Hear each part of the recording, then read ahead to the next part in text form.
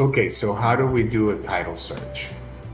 Okay, I have it recorded right here, the Panamanian Public Registry website. So I would just click on this, but if you go to Google, you can just Google Public Registry or Registro Público de Panamá, and this is the official website. You can create an account here pretty easy if you don't have one right here in Registrarse. I already have one, so my user and password's already there. I go ahead and click another robot and I go right in. So let's take, for instance, so the very first screen that you come to, it's where, if your attorney tells you, hey, it's already gone into public registry, they have an entrance number. And so here you could put that and the year and then click buscar, which is look, search, and that will let you know where in the public registry process it's at. So once the property goes into the public registry, it is officially yours. So here's one example. For instance, I'll go into folios, and then once you go into folios, you can search right here into inmuebles, which will give you two ways of search. Inmuebles is basically real estate properties, and you can search by number or by normally the name. It'll be, but you have to get it exactly right.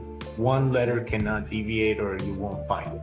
So we're gonna do this search by number, and we'll do 7890, and then search, and we have this one here with a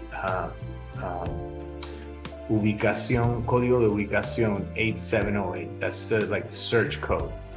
And this one is for the Panamanian Institute of Tourism. And if we look in here, you have the size, the complete size, the value, and where it's located exactly. What are the boundaries? And you can search in here for the actual title. So these are the last two that were put in 2008. And if we look in here, you can check the exact title. This is where when you buy a property, you want to look and see, okay, here is a copy of this. So technically, having the physical copy is not as important as making sure that this is under your name. So this is where the Panamanian Institute of Tourism is basically declaring the convention center in Atlapa as its property. Okay, and you can look down every single page, everything that is mentioned on the title and how it was passed over to that entity. Okay, so that is one way of looking at properties, and you can see here everything that has been declared. So let's take another one, just so you see a difference. I'm just gonna put in some numbers at random. Let me go ahead and clear it. So let's go back again to real estate. Let me see, how about 19088? Okay. All right, so let's look at this. All right, so here are a bunch of properties under the same name. Okay, and let's take, for instance, so here's one that's a corporation that's in Panama, because here you see these are all personal people's names. Like here is several owners. They're probably family that own a lot, and then a piece of land in Panama. So here it tells you where it's located.